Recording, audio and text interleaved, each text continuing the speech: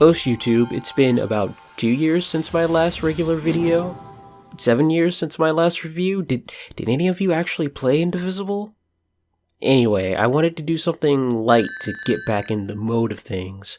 So how about we go to a video game that is very near and dear to my heart.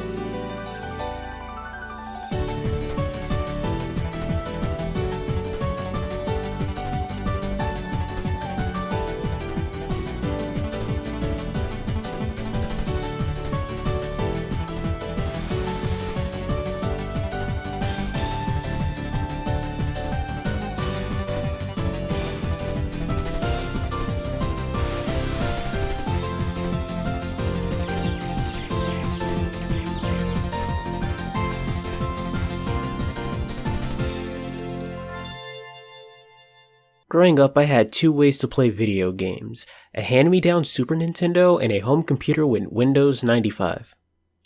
98? 95.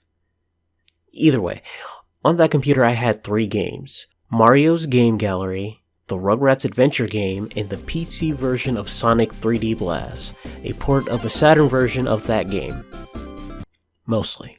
Sonic 3D Blast is kind of odd. Developed out of house by Traveler's Tales, there are 3 official versions of this game. The original Genesis version, which is one of the last things for the system itself, the Sega Saturn version that came out most likely because of the cancellation of Sonic Extreme, and the PC port seemingly just because they could. Sega had a lot of PC ports out around the time. Oh, and the Sega Saturn version. Again. Fun fact, the Japanese only got the Saturn release in '99. Sonic Adventure was already out internationally, and the PC ports that I was referring to earlier skipped this game entirely and went straight to Sonic R. They were also released in Japan. I assume, much like the public, Sega also forgot about 3D Blast? Its only saving grace is that the Japanese release cut down on the load times, so I guess they got something for their weight. Frothing at the mouth, looking across the Pacific at people playing a game that they weren't allowed to touch? How many people got Game Genies to play it on the Genesis? How many people modded their Sega Saturn? Would they need to mod their Sega Saturn to play English games? Maybe? How many people would do that? 1, possibly 2 out of the 8 people that owned the Sega Saturn? That's not fair. The Sega Saturn did okay in Japan. No, it didn't. No, it didn't. It just did better than it did here. Either way, all of these games are essentially the same in terms of gameplay and level design, with graphics and music being the only difference between the Genesis and the other two, some overlay effects between the Saturn and the PC, and all 3 of them having their own special stages. I personally like the Saturn version the most because, well, it has the best special stages. In short, 3D Blast is an isometric platformer with 3D models recreated in the form of sprites to simulate a 3D character in a simulated 3D environment. Your objective is to save the Flickies from Eggman, who's turning them into robots. At least that's what I think he's trying to do, from what the intro cutscene is telling me. It's fine. Who cares about why? It's fine. What do you mean the birds live in a different dimension and can travel anywhere they want with the giant rings, and Eggman specifically wants them so he can get the Chaos Emerald? Shut up. He's looking for the wrong animals if he wants to find them. Knuckles and Tails are here. Why are they here? Shut up. When you finally get into the game, the first thing you might notice is that the controls are a little stiff. Sonic moves well enough and he does carry momentum like the normal 2D games, but getting him started is a bit rough. Moving in a straight line is pretty good, but when you need to do a sharp turn or do some micro movements, it becomes a little awkward. The second thing you might notice is the odd camera movement. The camera's zoomed out wide enough, but the amount of speed you carry, it tries to compensate by pulling forward not with Sonic's movement, but your own directional input. It might be the first time I had to try and keep up with the camera in a Sonic game, and I don't appreciate it. It's supposed to catch up with me. Moving around takes a while to get used to, and you have to end up compensating for so many things at once that it's a bit awkward. But I do think you can get used to it. But all that we're getting used to it stuff is fair because Green Grove is the best place to get used to these 2 things. Our first zone is very open, giving you lots of room to move around and getting a handle on the controls. It's your basic forest, river, I'm close to the coast starting area in a Sonic game, but with this isometric view, it feels like you're running through a diorama. There are a lot of little extra details in the Saturn version, but one thing that the Genesis wouldn't be able to do are the animated moles in the walls. It makes the island feel lived in. But that's just the level design. What's the actual gameplay loop? You have to find and destroy 5 robots to collect the flickies inside of them. The marker at the bottom of the screen will tell you how many robots are left and how many flickies you have released. Collect all 5, find the giant ring, and as Sonic would say, I'll slam dunk it in there! Each act is broken up into tiers. Collect the first 5 birds to get to the next set. Some acts can have up to 3 sets of 5. Not all acts are created equally, but with the segmented nature, it makes each one feel a bit more grandiose. The sectional layout allows you to check and run through each tier without worrying about what's ahead of you or what's behind you. One of the nice little touches that I like with Green Grove are the bridges that move when you're on them in this transparent waterfall. It's a nice little Saturn flex. All in all, blasting through Green Grove is really simple. You might not have fully come to grips with the controls just yet, but the game will continue to test you moving forward. In moving forward, we arrive at our zone boss fight. 3 acts just like Sonic 1, but just a boss, no small zone or even a lead up like in Sonic CD. The first boss is dropping Spike Ball. Not very impressive. Maybe he wants us to run into it. It worked on me. But even if this fight is pathetically easy, there's still something going on with this boss design.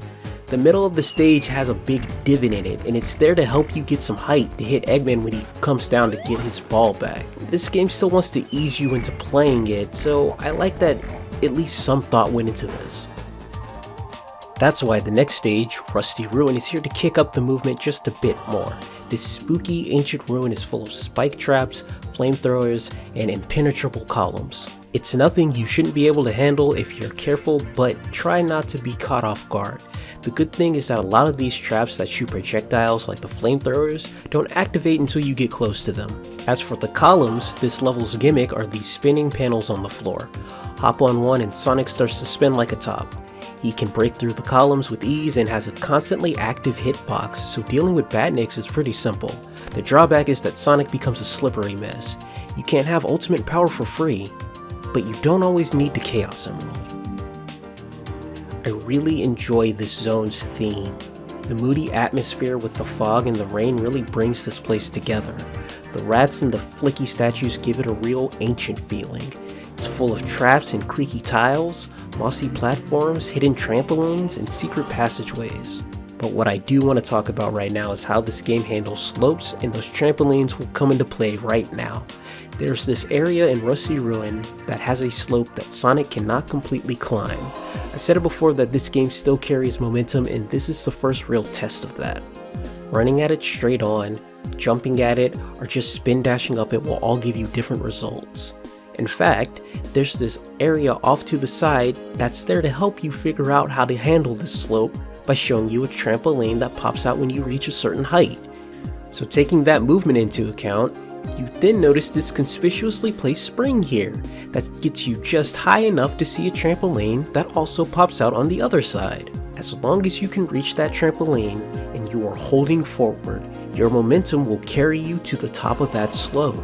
It took until I beat this game on the Mega Collection for the first time for this game's momentum to fully sink in. Sonic carries so much forward momentum in this game that it can be a problem sometimes, but that forward momentum is enough to get you almost over every single pit in this game, platform or not. And even with all of that forward force, you can still hold back just enough to keep yourself in place when you land. But we need to move forward, and the Act 3 boss is an Armored Cat Knight. I think these bosses have real names. I don't care what they actually are. But I guess this is a bit better. Eggman has a gun now, so it's not that much better, no. But this boss fight will test how much you've gotten used to this isometric angle. And if you really want to, just between you and me, you can use the ultimate technique of jumping into it and losing your rings repeatedly, but don't let anyone tell you that I told you how to do that. The game never expects it. but it's still a pretty easy boss. The hands fall by themselves, one after the other, and once you jump onto one, you don't have to worry about the bullets anymore. The boss is really trying to get you to defeat yourself most of the time, and I almost succeeded. Now with that boss defeated, we can head off to Spring Stadium. You know, Eggman's always going off about Eggman Land, and sometimes he just builds the thing right in the middle of the game anyway. After the last two local areas, let's see how this off-islander tries to gentrify the place. Spring Stadium is a lot more hectic than the last two zones, obviously, but in a more Sonic-like way. There are these springs on the ground that will send you flying through the air. If you stand on the dotted floor for too long, the spikes will shoot out. And then there's another pair of spikes that shoot out if you get too close. Also, we finally have some real-ass bumpers. Spring Stadium's level theme is essentially a McDonald's play place of death, so it's slightly more safe than actually going to Mickey D's. The blue and green tiles are a good contrast to the yellow, red, and white walls on the background, so you can easily tell where you're going. With so many traps around, navigating this level is more about keeping an eye out than any particularly hard platforming gimmick. The closest you'll get are bouncing on these blue balloons, but you're only required to do it once, with all the other times being used to get you used to the mechanic itself. So let's use the zone to talk about the enemies. If you noticed, so far we have seen different enemies in each level. That's very neat if I do say so myself, but other than their designs, they aren't that interesting to interact with. Their attacks range from moving around, violently vibrating, and I've got a spike ball. Some are a little more interesting, like this one that hides underground, but dealing with it is not, and that is where the second factor comes in, the Flickies themselves. You have to collect each of these birds as they are freed and keep them safe until you lock them into the giant ring. You can lock them in all at once for more points, or one at a time to make sure you don't lose any. There are two ways to lose Flickies, you taking damage, or them taking damage. They will separate from the chain and then act according to their own AI. The blue Flickies will do their best to find you and come back on their own. The purple ones will fly around in a large circle, but I think they also try to find you as well. The red ones hop around between 2 points, and the green ones will wander about actively avoiding you. That being said, they won't go far off by themselves from where they were hit. If you want to compare how many Flickies you have to how many that have been set freed, standing still will have them make a circle around Sonic, making it easier to count. The best way to keep them safe is to get a shield and keep it. That way the Flickies are 100% safe from taking damage themselves. Speaking of shields, this game has 3 of them. A normal blue shield, a red fire shield, and a golden shield that allows Sonic to perform the blast attack. Hitting the jump button again while in the air will have Sonic home in on an enemy close by or directly to the ground when he's alone. For an isometric view, this is a really nice upgrade to get. I hope it comes back in a future game. It would really be useful in a fully realized 3D Sonic game. But before we move on from Spring Stadium, I think we should talk about the elephant in the circus. That's right, this absolute clown music that is currently playing. As stated before, the soundtrack is one of the changes between the Genesis and the other 2 versions of this game. The Genesis version of this soundtrack was composed by Jun Sonoe, Tatsuyuki Maeda, and the secret boss track by Masaru Setsumaru. This is Jun Sonoe's first standout work with Sonic, and 2 of his pieces here are also featured in the Sonic Adventure soundtrack. Which is super fair because if you remember, this game came out in Japan in '99, but you also have to remember that the Saturn version still didn't have any of his music at all. I wish I could know what it was like for the Japanese Sonic fans to boot up the Genesis version of this game for the first time on the Mega Collection and hear the prologue and go, Twinkle Parker. It's weird, this game sold well enough on a console that was already past its live support on the Genesis version, but I feel like a lot of people didn't really dig too deep into this game. I feel like a lot of people played it, but a lot of people didn't own it in some sort of weird way, and if they do have any memories about this game, they're generally bad. So when it comes to the music, I feel like people are a bit more biased because they're going back and realizing that something is relatable between this and Sonic Adventure. But don't get me wrong, I really enjoy the Genesis version of the soundtrack. It has some themes that I like more than the Saturn version, but that still wins it out for me. I think Richard Jacques did a really good job on the soundtrack. There's this overlaying motif? Muffin. There's this overlaying muffin from the main theme that plays throughout all the zones. So no matter how loungy or how buffoonish, or maybe even a little generic a piece of music sounds, it all still feels like it fits together. It allows all of these zones to embrace their level's theming even more, and it's like this nice little bow on the whole thing. Now back to the game. This zone's boss is Wacky Waving Mechanical Arm Flailing Death Machine. Also not hard. You know, I believe in you guys, so you've probably figured out that this game isn't very difficult. The most interesting thing in this fight are the elevated levels, and I guess if you're a better player than I am, you can get some extra hits off before it lowers itself down, but other than that, just run circles around it like the speedy blue hedgehog that you are. We finally reached Diamond Dust. Are these still zones? This is a winter wonderland full of ice turrets. That's not very cozy of you, video game. Diamond Dust is a nice break out to the hectic spring stadium. The hardest thing it throws at you is jumping up this snow waterfalls? Avalanches? Oh wait, no, it might be the ice physics. No, that can't be it. I also think it might be the first stage with a hazard that doesn't do any damage. If you run into these turrets, they'll freeze Sonic, but he won't lose any rings. He will, however, lose his flickies, so you still have to watch out. This zone does have some fun enemies though, like Slightly Anxious Penguin and Fully Semi-Automatic Snowman. When you blow him up, the flicky is stuck inside a cube of ice. It's as delightful as a slight snowfall. Another notable thing about this stage are the secrets and the shortcuts. As stated before, these levels are pretty open and they're able to loop around themselves sometimes, but the tear-offed sections make it a bit painful, so that's why they added these secret areas and hidden shortcuts to make moving around the entire stage more comfortable. Maybe it's a cannon behind a breakable wall, or a secret passage behind a breakable wall, or a hidden tunnel behind a breakable ice hazard. I think you get the point. Sometimes it's a breakable lake though. In Green Grove and even the next zone, you can look out for scratch marks on the walls. In Rusty Ruin, you have to see if the tile set extends past an archway. You also have to hit it from the correct side. Spring Stadium's pretty much a maze with its hidden items being obscured by the level itself. As for Diamond Dust Zone, you have to assume that you can break through these obviously dangerous spikes because you pretty much run face first into an obviously placed secret passage. The game even plays with it by putting up power-ups and secrets behind them out in the open, and you can try to tightly jump over them or just do it the easy way. What do you get from finding most of these secrets? Simple things. Life ups, shields. Oh right, Knuckles and Tails are in this game. Diamond Dust's boss fight is somehow easier than the last one. Eggman will do his best to freeze you and drop an exploding snowman onto you. Breaking out of the ice is quick and easy, so he doesn't stand that much of a chance unless you perform the ultimate technique. Keep it hidden and you should do just fine.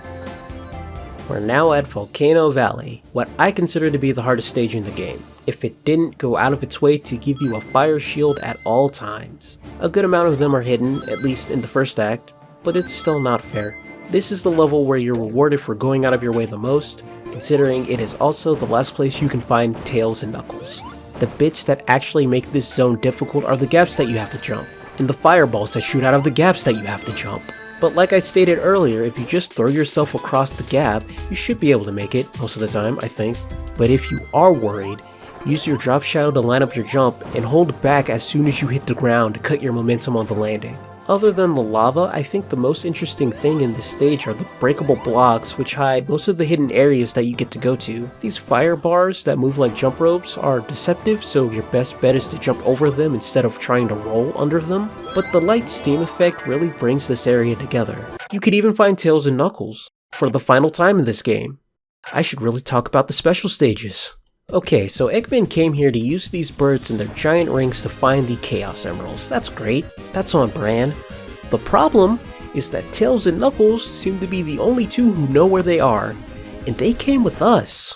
Plot shenanigans aside, to get to the special stages, you have to find Tails and Knuckles in every act and give them up to 50 rings. That's right, I said up to. You can cash in 25 rings now and pay off the other 25 rings later, but when that counter hits 50, off you go. But you do have to be careful. They each have their own counter, so don't accidentally hit the other one and lose all of your rings. but it does mean that you get 2 chances for each act up to this point. There might be a catch depending on what zone you're in. Sometimes you can find them just hanging around, but other times it gets a bit more picky. Maybe you have to gain access to a higher tier so that they appear on a lower tier in the start of the level, or maybe you just gotta find that secret passageway. Sometimes it's as picky as shooting yourself out of a cannon, but you should generally be able to find at least one of them just hanging out, unless it's Act 1, where it's as picky as shooting yourself out of a cannon and going back to the start of the stage after getting to a higher tier. The final thing all of these versions share about their special stages is what happens to the levels when you exit them. All of the badniks will stay dead because you're carrying the flickies with you, but traps will reset, and that's a small price to pay for having all of your item boxes and all the rings to reset as well. You may come out with 0 rings, but if you could easily get 50 rings before and get tails, you can easily get 50 rings again and find Knuckles. The actual special stages, on the other hand, are all different, and the only thing they have in common is Sonic constantly running forward, so let's talk about them from worst to best. First up are the PC special stages. Who would have thought that? Not me.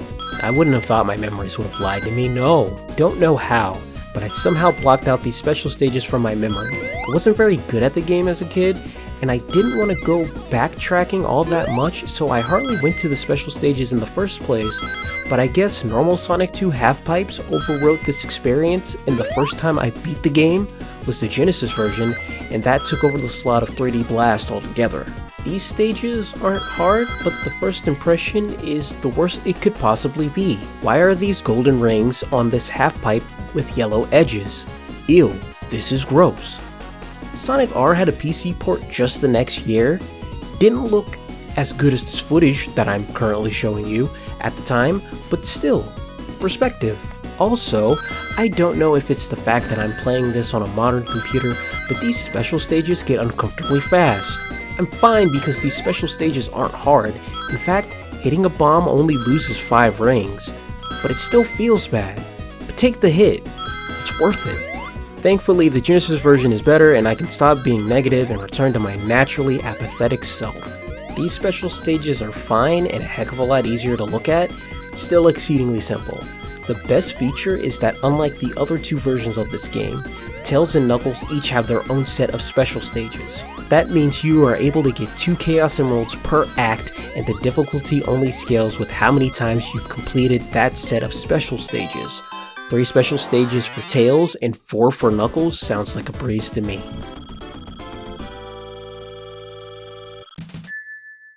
And finally, onto something that I think is amazing, the Saturn special stages.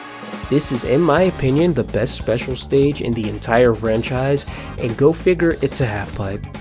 In fact, this is an actual 3D segment in the game titled Sonic 3D Blast Flickies Island, and was worked on by Sega of Japan themselves, because Sonic Extreme, allegedly, finally fell through. Allegedly. I think the thing that makes this special stage great are its speed and its draw distance.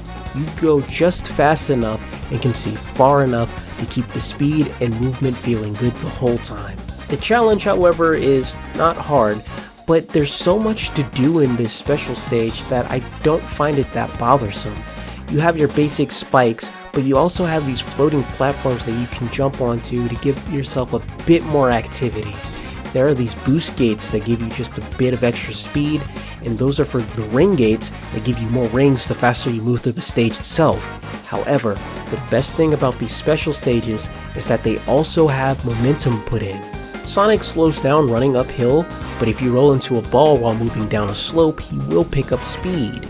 It is everything you can enjoy about a Sonic game stuffed into a single special stage. In my personal opinion, nothing else comes close, but they do try.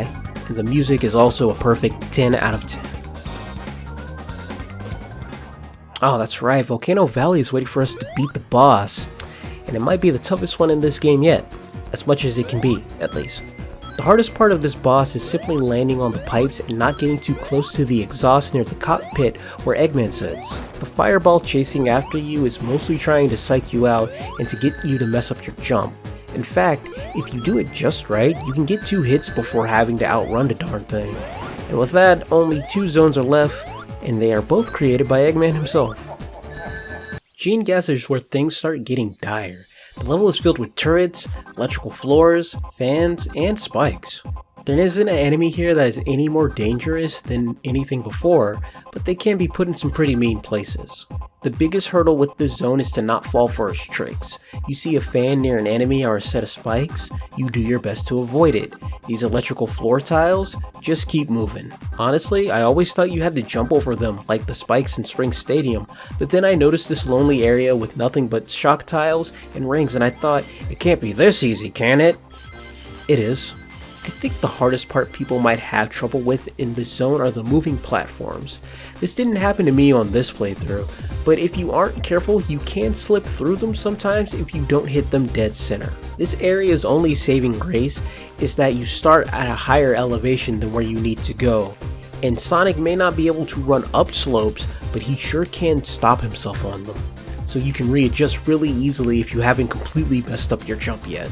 The penalty for missing it isn't that bad and getting back to the start is really quick, so the best advice I have for you is to skip everything and fall with style. But as a zone for itself, Gene Gadget is pretty neat to look at. The test tubes and the sparks of electricity give me a feeling of a testing lab or a power generator. It's filled with nothing but traps and gizmos that give off a feel that Eggman is doing his best to stop Sonic right here and now. And playing off that feeling, this zone's boss is once again a bit of a challenge, and once again, that's not saying much. You run up his treadmill, dodging spikes, and Eggman shooting missiles. You wait for him to lower himself once again, and it's wash, rinse, repeat, easy peasy. Things just keep ramping up when you finally hit Panic Puppet, the final zone of the game, and it decides to completely switch everything up on you. In this first act, there are only 5 Flickies to find, and they aren't in any robots at all. They are instead held in capsules throughout the level. Other than that, you have more platforming that you can't cheese as easily, and traps that seem to be timed more so than proximity based, I can't really tell.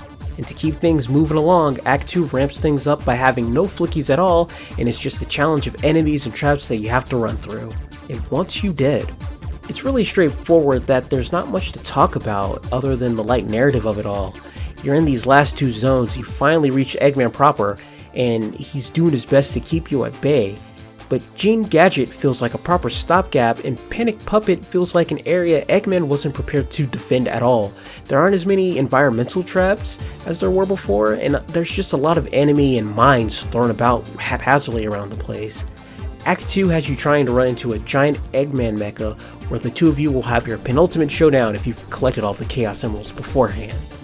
This boss is rightfully the hardest one up until this point, but you still gotta remember that we're playing Sonic 3D Blast here. Eggman tries to bring back a little bit from each of the previous boss fights up until now. The first section is like the second boss, where its arms are repeatedly falling, but unlike that time, Sonic has to wait underneath the shadow of one of the arms to get it to fall down before he can make his hit. After the first phase, you drop into the second where he starts shooting flamethrowers. You have to watch out as you have to hit him while the flamethrower is still chasing you this time, however. And for the final phase, he shoots projectiles at you that bounce off the walls. Standing near the edge and jumping about is your general best bet to keep safe in this one. But if you finally beat him and you haven't collected all of the Chaos Emeralds, the game will end. But if you do, you move on to the final boss, the final weapon. This is also a multi-stage boss. Finger lasers, another flamethrower chase, hands that try to crush you, raining missiles, and more of Eggman's bouncing balls that he can keep to himself. Whenever he finishes attacking whatever form he chooses, he'll lean himself into the stage and that's your chance to hit him. Overall, it's pretty simple and you only have to do all of it twice. But the thing I like the most are the floor tiles in this special stage and the background that only shows up on the Saturn version. However, I do enjoy the Genesis final boss theme music the most.